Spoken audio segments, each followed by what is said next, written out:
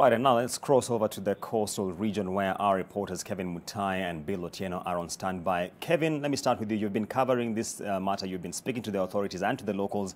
What's the mood like in Mombasa this morning?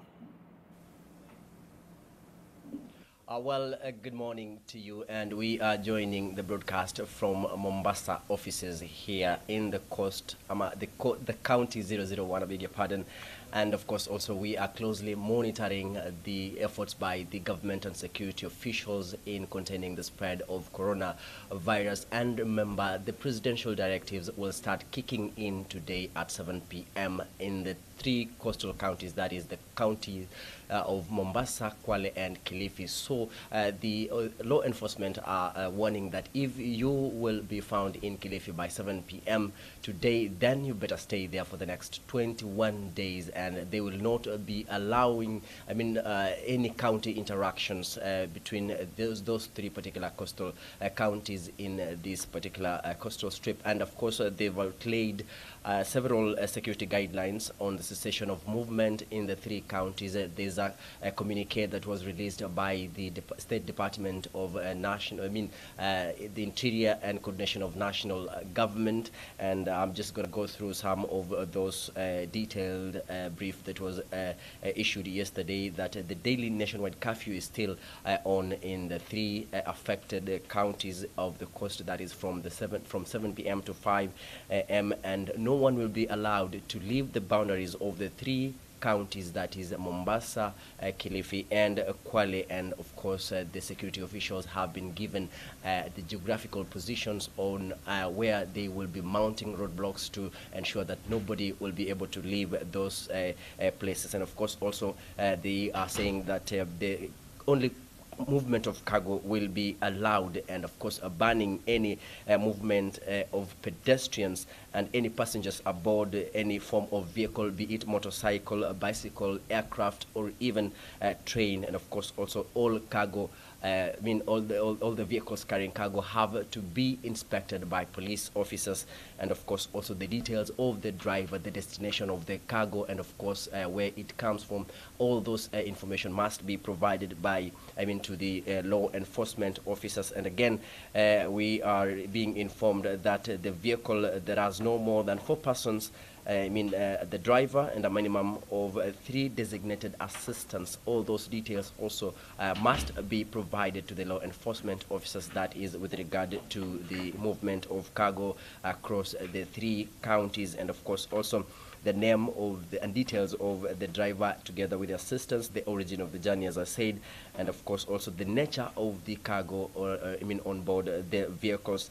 And we are informed that the Inspector General of Police shall determine the placement of roadblocks within the 3 counties, and we are informed that those people who will be responsible in manning those particular roadblocks will be different security agents from one from the national government, administration officer of a minimum designation of an assistant county commissioner, police officers also who shall be led by an officer of a minimum designation of an officer commanding station, that is the OCS, and medical personnel from the Ministry of Health and the National Intelligence Service. So those are just a brief of the security guidelines and some of the measures that security forces have put in place to ensure that they make sure the presidential directives will be effected immediately from 7 p.m. And yesterday we covered a story showing that there are some crucial services that will be affected here in the coast region. One of them is the ferry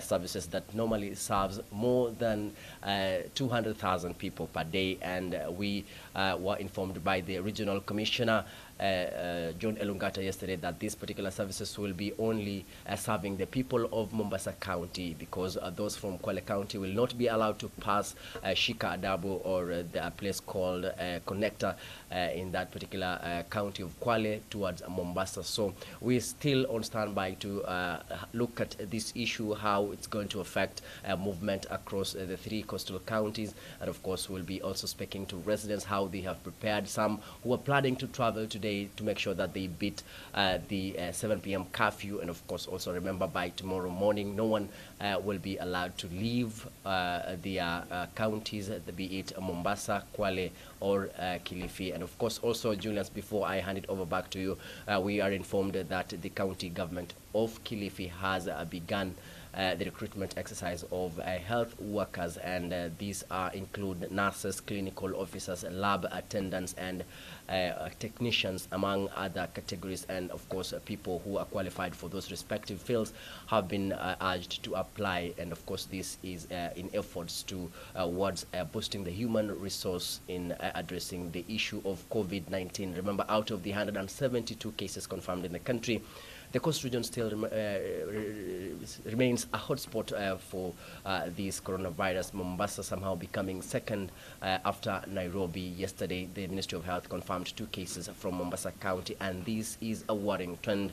And of course, the government even threatening to issue stringent measures to make sure that people from this region adhere to the COVID-19 protocols and guidelines issued by the health officers. And of course, we'll be out here covering what you need to know from the entire region, from Lamu all the way to Kwale counties.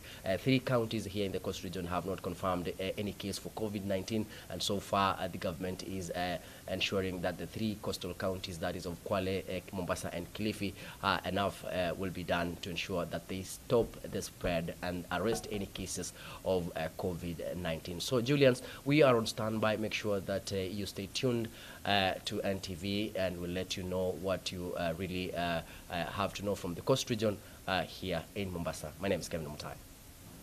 Many thanks, Kevin Mutai, for that update on what is expected at the coastal county of Mombasa. And crossing over to Bill Otieno, who is in Taita Taveta. Bill Otieno, if you can hear me, gladly you are not in either Mombasa, Kwale, or Kilifi, but just tell us what is being felt like in terms of the expectation in Voi.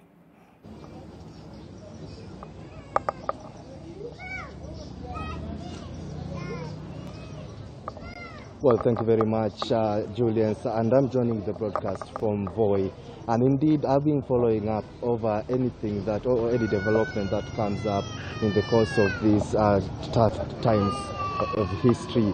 And here in Taita Taveta, indeed, we are having a concern about the taking of alcohol. We remember the county government, we remember the national government through the president.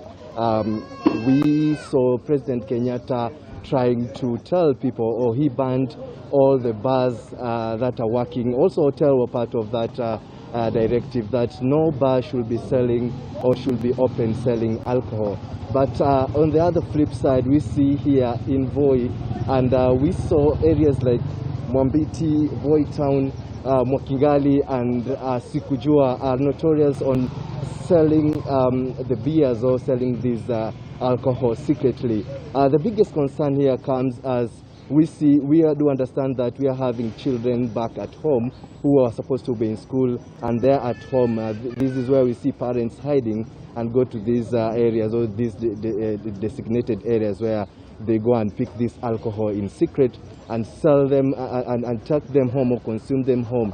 It's a concern that we are following up now, and we're also having the concern of the bars and restaurants. I just spoke to the area OCPD, the area OCS James Mwanzia, and he had complained of areas like Mwambiti and some specific areas around this town, that is Voi Town. And yesterday I also talked to some village elders, and they were complaining about people who are looking down upon their orders or their directive that they should disperse people who are sitting close to these bars and restaurants. It's thought that this group of people are the customers who are waiting for this alcohol or these brews so that they can take or go and consume them back home. It's an interesting issue that I'm following up, and I'll be trying to monitor Taveta, Mwatate, and Undanyi just to see the same cases.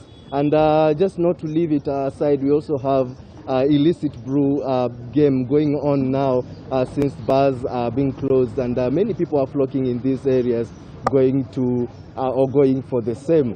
It's a big concern that maybe this thing might affect the children who are at home, all lead to what we call domestic violence.